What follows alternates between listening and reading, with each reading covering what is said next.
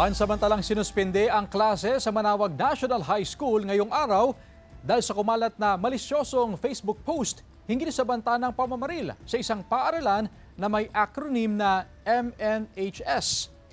Agad nakipag-ugnayan ang pamunuan ng paaralan sa otoridad at nagsagawa ng investigasyon upang maberipika ang nakakaalarmang post.